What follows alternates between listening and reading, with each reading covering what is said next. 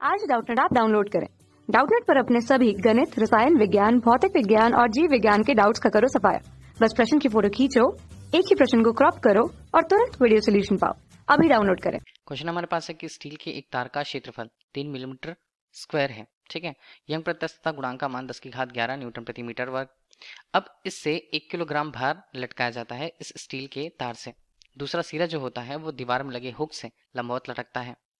अब यहाँ पर भार को हम क्षैतिजता खींचते हैं और खींच करके अगर उसे छोड़ दिया जाता है, जब भार इसकी न्यूनतम स्थिति से गुजरे तो लंबाई में गुणात्मक परिवर्तन का मान कितना है ये पूछा जा रहा है, जबकि गुरुत्वीय त्वरण का मान हमारे पास 10 मीटर प्रति सेकंड स्क्वायर दिया हुआ है।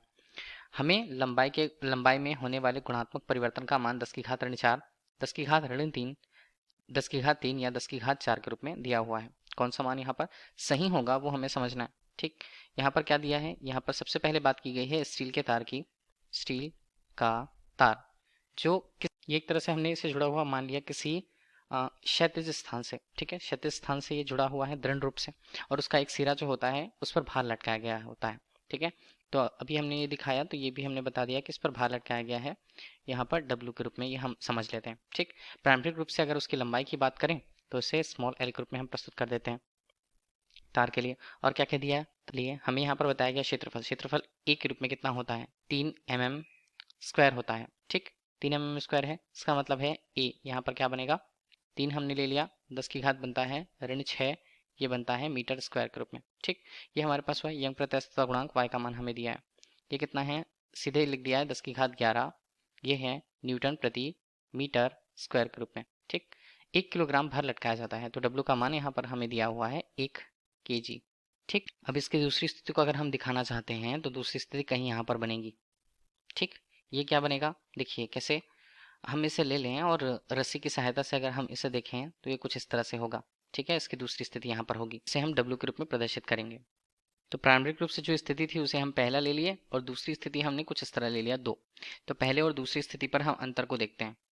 अब वस्तु को देखिए, प्रारंभिक स्थिति पे 1 पर था, 2 पर हम उसे ले गए और वहां से हमने उसे क्षैतिजता विस्थापित करके छोड़ दिया। ठीक, तो यहाँ से वो कुछ इस तरह से गति करते हुए वापस अपनी बिंदु पर आएंगी। ठीक है, अब बोला है कि जब भार इसकी न्यूनतम स्थिति से गुजरेगा तो हमें लंबाई में गुणात्मक परिवर्तन का मान चाहिए। देखिए दूसरी स्थिति पर अगर उसमें ऊर्जा जो विद्यमान है वो किस प्रकार की है, वो स्थितिज ऊर्जा होगी।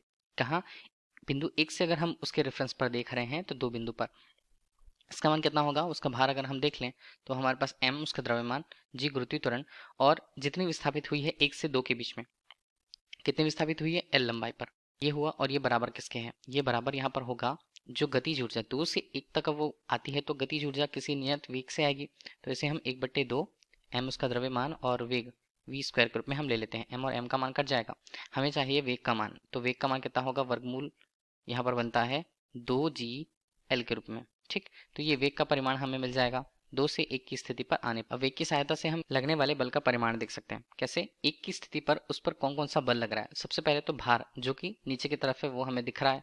ठीक, अब देखिए वो जो लोलक है तार के रूप में, अगर हम इसे कह दें कि भार उस पर लटका हुआ है और ये वृत्ताकार पथ में गति कर रहा है जिसकी त्रिज्या स्मॉल l के रूप में प्रदर्शित है। ठीक है, तो एक तरह से वृत्ताकार पथ में गति करता हुआ पिंड हम मान सकते हैं। इसके लिए जो मान होगा वो mg के रूप में होगा, नीचे की तरफ जो बल लग रहा है। लेकिन अभी हम देखें तो ये जो तार है उसमें होगा तनाव, तनाव की दिशा होगी ऊपर की तरफ, लेकिन वृत्ताकार पथ में घूमते हुए उसके पास इस पिंड के लिए एक अभिकेंद्र बल उस पर कार्य करेगा जिसकी दिशा भी नीचे की तरफ होगी। वो कितना होगा, ये होगा mv स्क्वायर बटे l के रूप में। इस तरह लगने वाले कुल बल को अगर हम देखें तो तनाव के रूप में बोल सकते हैं या नेट बल F नेट के रूप में बोल सकते हैं, जिसका मान कितना होगा, जिसका मान होगा यहाँ पर mg प्लस mv स्क्वायर बटे l के रूप में। अब v स्क्वायर का मान ही हम देख लें तो यहाँ पर हम लिख सकते हैं f के रूप में, पहले हम देखें तो ये mg प्लस यहाँ पर बनता है m, ये बनता है 2gl के रूप में और नीचे हमारे पास बनेगा l।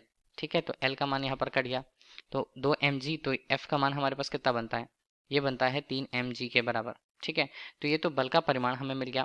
बल के परिमाण के आधार पर हमें क्या निकालना है, हमें लंबाई में गुणात्मक परिवर्तन। गुणात्मक परिवर्तन हम किसे कहते हैं, परिवर्तन मतलब जितनी लंबाई में वृद्धि हुई है उस पद में वृद्धि होना और उसके प्रारंभिक लंबाई का जो अनुपात होगा उससे। तो अगर हमने लंबाई में परिवर्तन के मान को देखा तो वो कितना होगा, लंबाई में परिवर्तन को डेल एल के रूप में प्रस्तुत करेंगे, जिसका मान क्या होगा, जिसका मान होगा एफ एल बाय यहाँ पर एल बाय ए वाई के रूप में। ठीक, ये हमारे पास सूत्र रहेगा।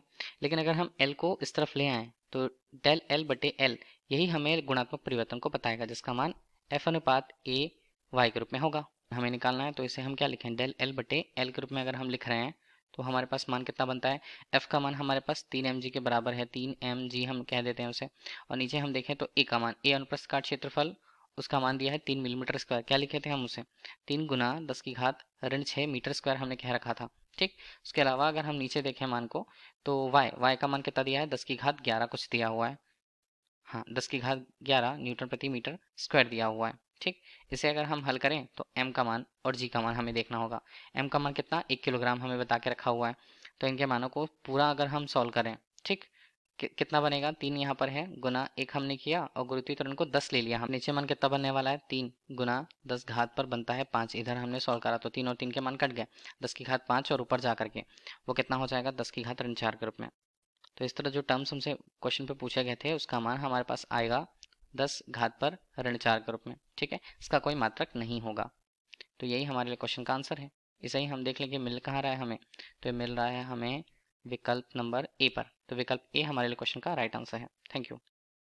कक्षा 6 से 12वीं से लेकर नीट, IIT, JEE वो एडवांस के लेवल तक 1 करोड़ से ज्यादा छात्रों का भरोसा। आज ही डाउनलोड करें डाउटनेट ऐप या व्हाट्सएप करें अपने सारे डाउट्स 8400 400 400 पर।